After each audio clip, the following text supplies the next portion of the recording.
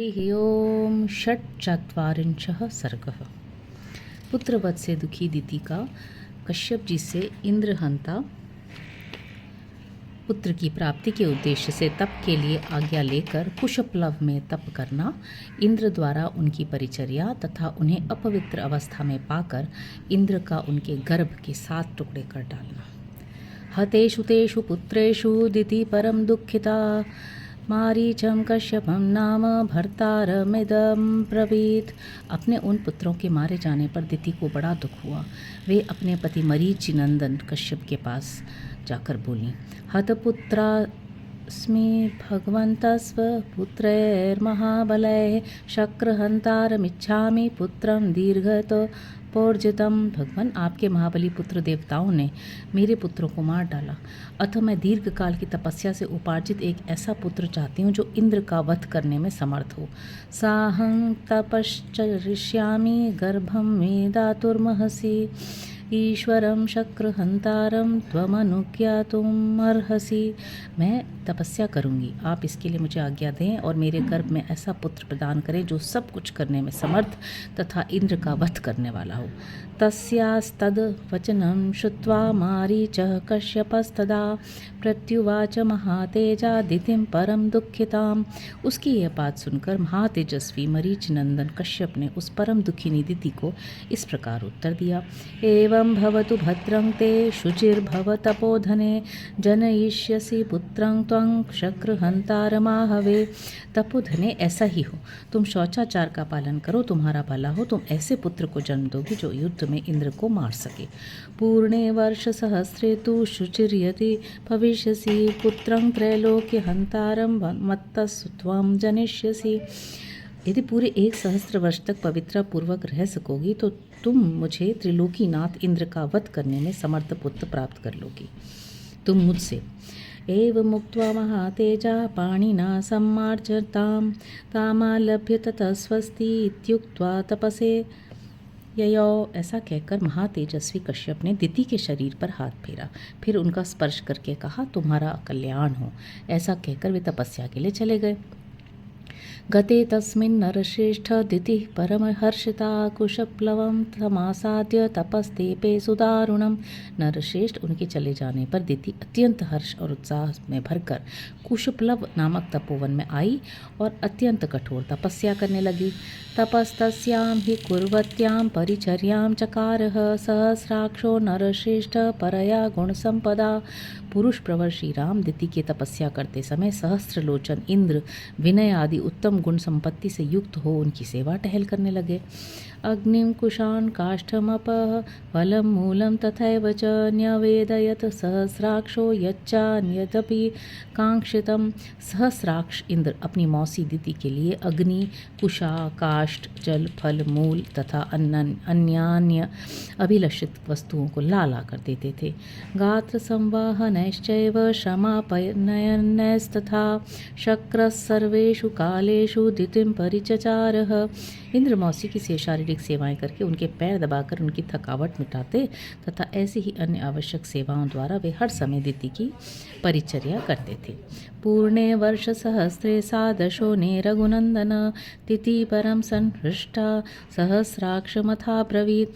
रघुनंदन, जब सहस्त्र वर्ष पूर्ण होने पर कुल 10 वर्ष बाकी रह गए थे, तब एक दिन दिति ने अत्यंत हर्ष में भरकर सहस्रलोचन इंद्र से कहा, तपश्चरन्त्या वर्षाणि 10 वीर्यवतांबर अवशिष्टानि भद्रं ते भ्रातरं द्रक्ष्यसे ततः। बलवानों में श्रेष्ठ वीर, अब मेरी तपस्या के केवल 10 वर्ष और शेष रह गए हैं, तुम्हारा भला हो, 10 वर्ष बाद तुम अपने होने वाले भाई को देख सकोगे। यमहं तत्त्वकृते पुत्र तमाधास्ये जयोत्सुकं त्रैलोक्य विजयं पुत्र सह भोक्ष्यसि विंचवर।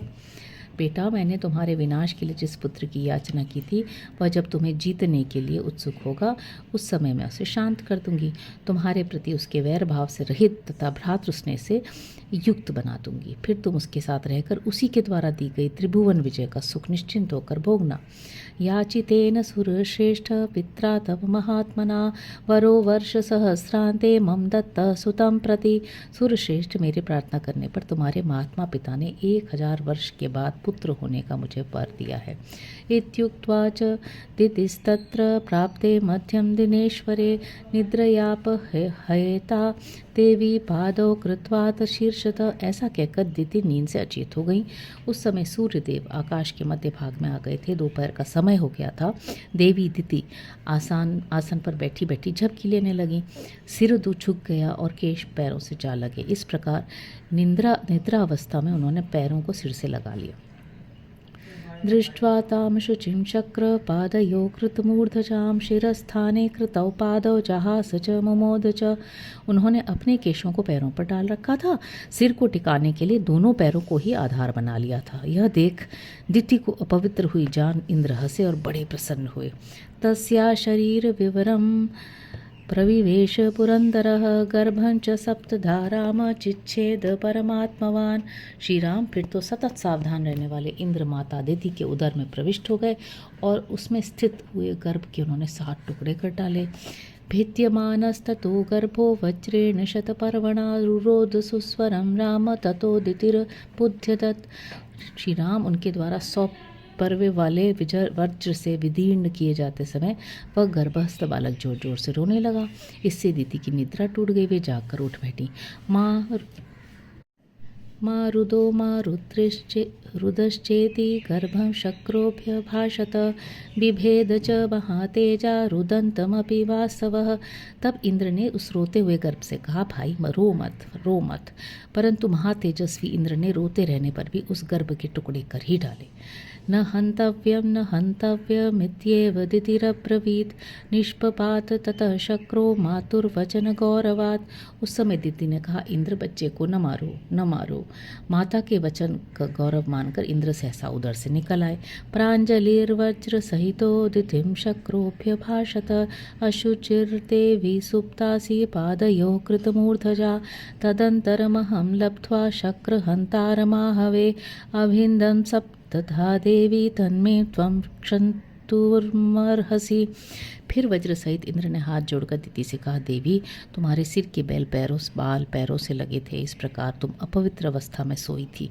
यही छिद्र पाकर मैंने इस इंद्रहंता बालक के 7 टुकड़े कर डाले हैं। इसलिए माँ, तुम मेरे इस अपराध को क्षमा करो।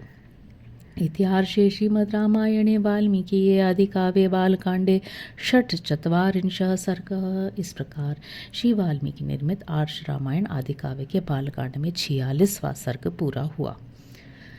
47 सर्ग। दितिका अपने पुत्रों को मरुद्गण बनाकर देवलोक में रखने के लिए इंद्र से अनुरोध। इंद्र द्वारा उसकी स्वीकृति। दिति के तपोवन में ही इक्ष्वाकु पुत्र विशाल द्वारा विशाला नगरी का निर्माण और वहाँ के तत्कालीन राजा सुमति द्वारा विश्वामित्र मुनि का सत्कार। सप्तधातु कृते गर्भे दिति परम दुःखिता सहस्राक्षम दुराधर्षम वाक्यम सानुनया ब्रवीत। इंद्र द्वारा अपने गर्भ के 7 टुकड़े कट जाने पर देवी दिति को बड़ा दुख हुआ। वे दुर्धर्ष वीर सहस्राक्ष इंद्र से अनुनय पूर्वक बोली, ममापराधात् गर्भोऽयं सप्तधा शकलीकृतः नापराधो हि देवेश तवात्र बलसूदन। देवेश बलसूदन, मेरे ही अपराध से इस गर्भ के 7 टुकड़े हो गए। इसमें तुम्हारा कोई दोष नहीं है। प्रियं त्वत्कृतमच्छामि मम गर्भ विपर्यये मरुतां सप्तानां स्थानपाला भवन्तु ते। इस गर्भ को नष्ट करने के निमित्त तुमने जो क्रूरतापूर्वक कर्म किया है वह तुम्हारे और मेरे लिए भी जिस तरह प्रिय हो जाए, जैसे भी उसका परिणाम तुम्हारे और मेरे लिए सुखद हो जाए, वैसा उपाय मैं करना चाहती हूँ। मेरे गर्भ के वे 7 खंड 7 व्यक्ति होकर 7 मरुद गणों के स्थान का पालन करने वाले हो जाएं। वातस्कंधा इमे 7 चरन्तु दिवि पुत्रक मारुता इति विख्याता दिव्य रूपा ममात्मजा। बेटा, ये मेरे दिव्य रूपधारी मारुत नाम से प्रसिद्ध होकर आकाश में जो सुविख्यात 7 वातस्कंध हैं उनमें विचरे। वातस्कंध क्या हैं? आवह, प्रवह, संवह, उद्वह, विवह, परिवह और परावह, ये 7 मरुत हैं। इन्हीं को 7 वातस्कंध कहते हैं। ब्रह्मलोकं चरत्वेक इंद्रलोकं तथा परः दिव्यवायुरिति ख्यातस्तृतीयोऽपि महायशाः। ऊपर जो 7 मरुत बताए गए हैं वे 7 गण हैं, 7 के गण हैं। इस प्रकार 49 मरुत समझने चाहिए। इनमें से जो प्रथम गण है वह ब्रह्मलोक में विचरे, दूसरा इंद्रलोक में विचरे, तीसरा महायशस्वी मरुत गण दिव्य वायु के नाम से विख्यात हो अंतरिक्ष में भाग करें।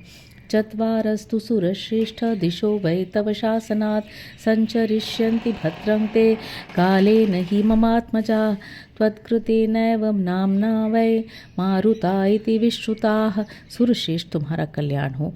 मेरे शेष 4 पुत्रों के गण तुम्हारी आज्ञा के समय अनुसार संपूर्ण दिशाओं में संचार करेंगे। तुम्हारे ही रखे हुए नाम से तुमने जो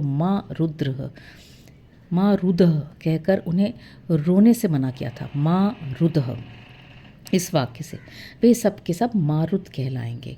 मारुत नाम से ही उनकी प्रसिद्धि होगी। तस्यास्तद्वचनं श्रुत्वा सहस्राक्ष पुरंदरः उवाच प्राञ्जलिर्वाक्यमितीदं बलसूदनः। दीति का यह वचन सुनकर बल दैत्य को मारने वाला सहस्राक्ष इंद्र हाथ जोड़कर कहने लगा, सर्वमेतद् यथोक्तं ते भविष्यति न संशयः विचरिष्यन्ति भद्रं ते देवरूपास्तवात्मजाः। माँ तुम्हारा कल्याण हो। तुमने जैसा कहा है वह सब वैसा ही होगा, इसमें संशय नहीं है। तुम्हारे ये पुत्र देव रूप होकर विचरेंगे।